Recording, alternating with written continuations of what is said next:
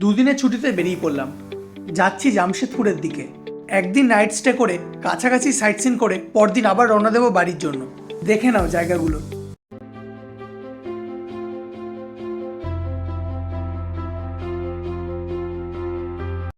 আমরা আমাদের গাড়ি নিয়েই গেছিলাম। প্রথমে চলে আসলাম জামশেদপুরের ডিমনা লেকে। লেকটা বিশাল বড় আর জায়গাটাও বিশাল বড়। দূরে দেখতে পাচ্ছ বোটিং হচ্ছে। এখানে খাবার হোটেল, থাকার হোটেল সবই আছে, আর চারিদিকে লোকজন পিকনিক করছিল। লেকের চারিদিকটা অনেকক্ষণ ঘুরে আমরা বেরিয়ে পড়লাম হোটেল খোঁজার জন্য। পরদিন সকালবেলায় ব্রেকফাস্ট সেরে আমরা বেরিয়ে পড়লাম দলমা ফরেস্টের উদ্দেশ্যে।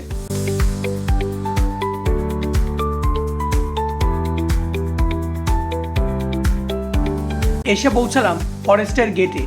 এখান থেকে টিকিট কেটে ওপরে যেতে হবে। গেটে একটা হাতিকে বেঁধে রাখা হয়েছিল। জঙ্গলে এরকম আরো অনেক হাতি আছে। এই হাতিটা পোষা। এই গাড়িগুলো নিয়েও তোমরা যেতে পারো, আর নিজেদের গাড়ি নিয়ে গেলেও যেতে পারো। দলমা পাহাড়ের কাছে রেল স্টেশনটা হলো টাটানগর। হাতিটা খুব আদুরে, ও সবার হাত থেকে খাবার খাচ্ছিল।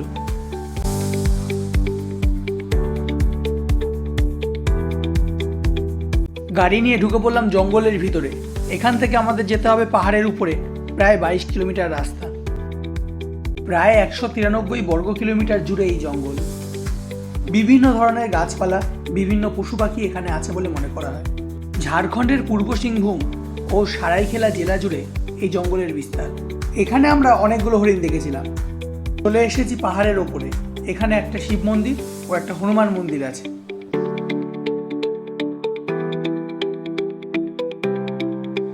গাড়ি একটা জায়গায় রেখে দিয়ে সেখান থেকে কিছুটা রাস্তা পায়ে হেঁটে যেতে হবে। এই হলো শিব মন্দিরে ওঠার সিঁড়ি।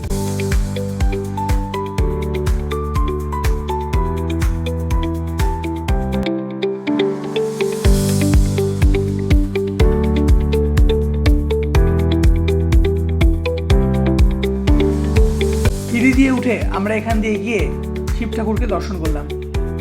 জঙ্গল থেকে গাড়ি নিয়ে বেরিয়ে আমরা চলে গেলাম লাঞ্চ করতে। লাঞ্চ করে গিয়ে পৌঁছালাম চান্ডিল ড্যামে। ড্যাম ঘুরে আমরা আবার রওনা দিলাম আমাদের বাড়ির উদ্দেশ্যে। এই ভিডিওতে এই কটা জায়গায় দেখা হচ্ছে নতুন ভিডিওতে আর একটা নতুন জায়গায়।